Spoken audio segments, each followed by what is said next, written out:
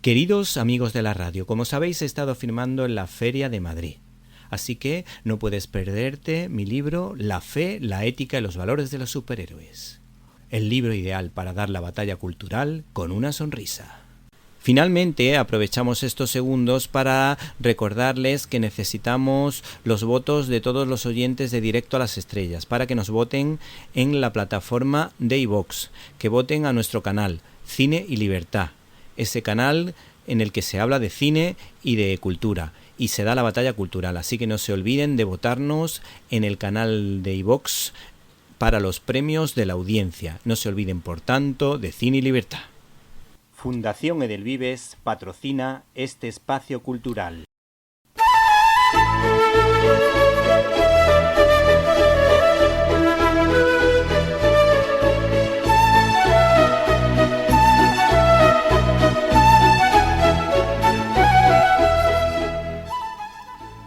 En esta ocasión damos la bienvenida a Antonio Rubio Plo, escritor y analista internacional, que en esta ocasión nos va a hablar de uno de los grandes de la música. Entre los grandes, por ejemplo, se encuentra Falla, Granados, Segovia, Ataulfo Argenta, bajo mi punto de vista, con Cantos Canarios. Pero, por supuesto, no nos podemos olvidar de un grandísimo del que nos vas a hablar, que es el maestro Rodrigo, Joaquín Rodrigo, que nació en Valencia en el año 1901 y vivió 98 años. En algunos lugares he visto que le llamaban el Marqués de los Jardines de Aranjuez y es un extraordinario compositor. Rodrigo, por lo visto, quedó ciego al poco de nacer y nos gustaría que nos contaras, y por supuesto te damos las buenas tardes, cómo pudo superar ese obstáculo y tener una buena formación musical y estudiar en París. Hola, Víctor. Pues efectivamente es un caso de superación, porque todo puede superarse. Hace muchos años, mucho tiempo, las personas invidentes estaban condenadas incluso a no formarse, ¿no? Por eso en el siglo XIX, cuando se inventó el sistema Braille, pues fue un gran avance. Pero en el caso de Rodrigo tenía una gran sensibilidad, ¿eh? Perdió la vista, como consecuencia de una enfermedad. Creo que tenía 2 años escasamente. Nació exactamente en Sagunto, Valencia, y es un compositor de los más importantes españoles del siglo XX, ¿no? Y se han cumplido el 6 de julio pasado 25 años de su muerte, ¿no? Y se le relaciona con el concepto de Aranjuez y efectivamente tiene ese título que se lo concedió su majestad el rey Juan Carlos, ¿no? Es Sí, un sí. título que trataba de realzar un poco pues su obra más famosa. Que cómo consiguió llegar a París y formarse no solo musicalmente, sino que tenía también, aparte de su constancia, alguna ayuda, ¿eh?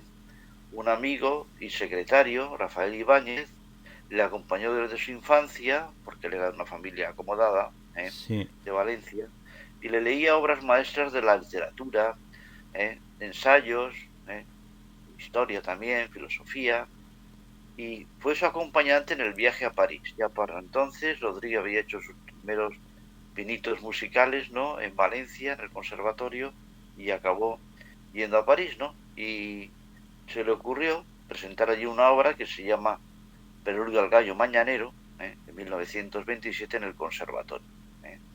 Y esa obra, que participa de la influencia de Albéniz y Falla, de otros compositores que también han pasado por París, Sí, sí. pues tuvo un cierto éxito y fue la primera obra que admiró la que sería su mujer, la pianista Victoria Cardi. Sus años de París están relacionados con la pianista Victoria Cami, de origen sefardí, que sería su esposa. A todos nos gustan las bellas historias de amor, porque lo que es algo que a lo que aspira el ser humano, y nos gustaría pues conocer cómo se conocieron y hasta qué punto influyó Victoria en la obra musical del compositor. Influyó bastante, fueron sus ojos, sus arreglos musicales, su constancia, sus ánimos, todo estuvo ahí, en la obra en la labor que hizo Victoria, ¿no? Y precisamente esa obra para el piano, Preludio al Gallo Mañanero, fue la primera que admiró Victoria.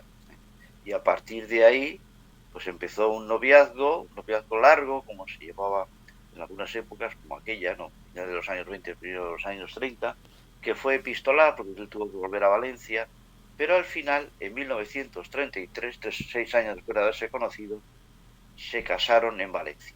Y se fueron de luna de miel, lo que son las cosas, a Aranjuez. En Sí, esa sí. época las lunas de miel no eran lugares exóticos como hoy. No, no. ¿eh? Van a playas supuestamente paradisíacas de Asia y no sé, bueno, cosas de esas. Fueron más cerquita.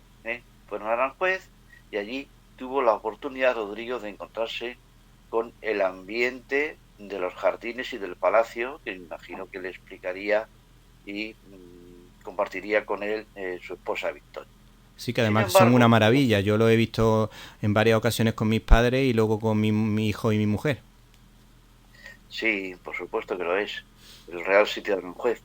Pues mira por dónde, en el caso de Joaquín Rodrigo, a los pocos meses de haberse casado, se tuvo que volver ella a París, y las dificultades económicas que tenía la familia de Rodrigo, eran los años de la Gran Depresión de los años 30, pues hicieron que no pudieran continuar por una temporada. Entonces, ¿qué hizo Rodrigo? Pues Rodrigo empezó a pensar en Victoria para componer sus obras. Y así surgió una obra para soprano y piano, El Cántico de la Esposa, que es un texto de San Juan de la Cruz, ¿no? Un texto muy famoso del Cántico Espiritual, donde dice cosas como: ¿a dónde te escondiste, amado, y me dejaste con gemido? Que en este caso es el amor divino, pero me imagino que Joaquín estaría pensando en Victoria.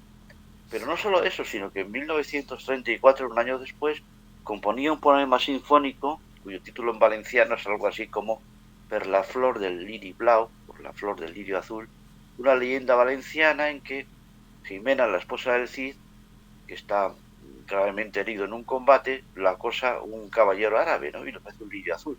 Pero Jimena lo rechaza, y el lirio azul, en vez de ser otra cosa, se convierte en el símbolo de la fidelidad.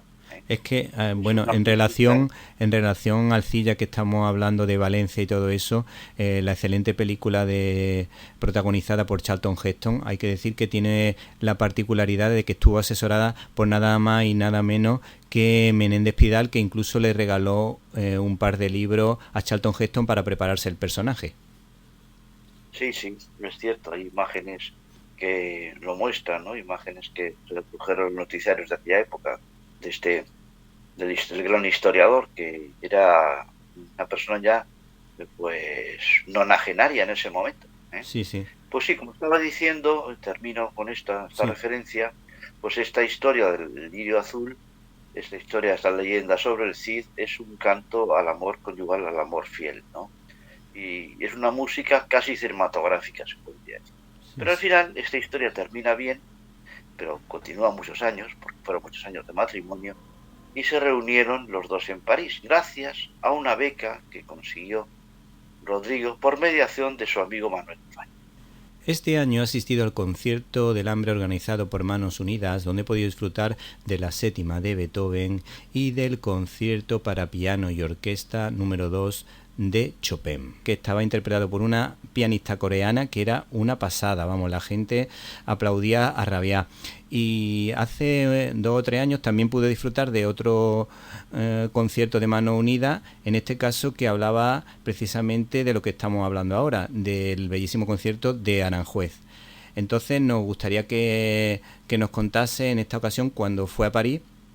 eh, eh, pues este señor compuso el concierto de Aranjuez en el año 39, pero no se estrenó hasta el año siguiente en España. Sí, ¿Cuáles son las claves de esta obra y qué pretendía evocar Rodrigo a través del concierto de Aranjuez?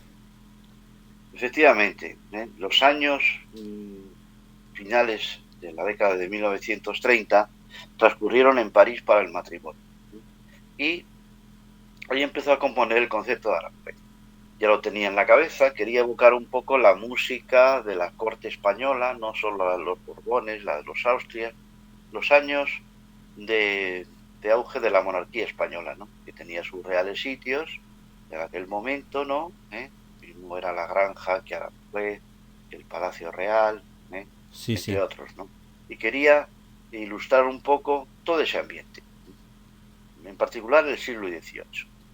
Dijo Rodrigo que esta pieza le había sido inspirada por sus paseos durante la luna de miel, por los jardines y palacios, oía el rumor de las fuentes y además quería evocar pues los cuadros o los cartones para tapices de Goya y que se mezclaban la aristocracia de las clases populares de Madrid, los majos, las majas, todo esto.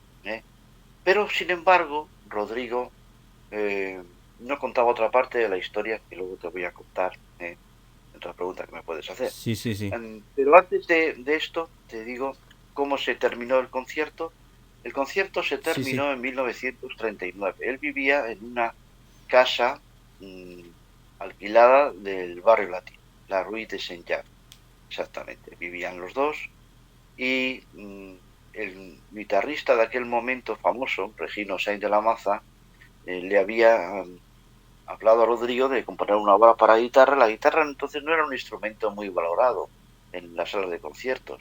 A partir de este concierto y también de la labor de un gran compositor e intérprete como Andrés Segovia, el concierto para guitarra se valoró muchísimo. Pero esto, el que le dio, digamos, auge al concierto, pues el concierto fue estrenado en Barcelona por Regino Sainz de la Maza en noviembre de 1904. El segundo movimiento, Adagio, sirvió para ilustrar una dolorosa circunstancia en la vida de Rodrigo, pero a veces de una situación dramática surge la esperanza.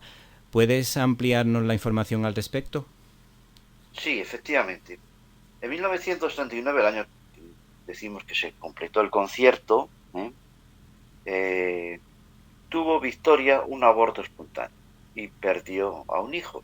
Entonces el compositor estaba muy triste, efectivamente, porque cuando se pierde a un hijo no es importante el hecho. Algunos pensarán que da igual, ¿no? Que si es un aborto, que si hay otras días, pero realmente para una familia, para un padre, para una madre, es una cosa tan dolorosa como si el hijo tuviera más años. Totalmente. Eso es decir, debe ser así, sí.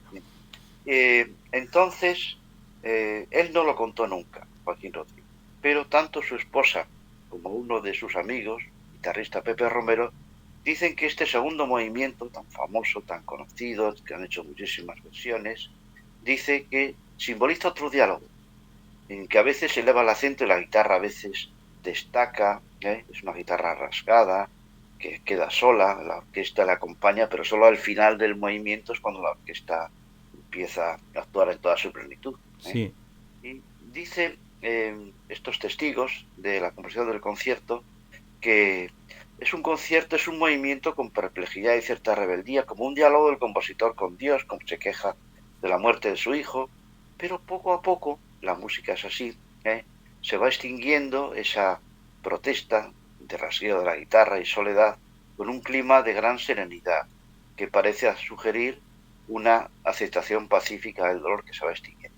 Por eso el gran contraste es el tercer movimiento, el Allegro Gentile, energía, vitalidad, un espíritu animado y saltarín que hace pensar que hay esperanza. Y efectivamente la esperanza se realizó al año siguiente, cuando nació su hija Cecilia. Sí. Que nació además el mismo día de Santa Cecilia, que es el mismo día, 22 de noviembre, en que nació Joaquín Rodrigo.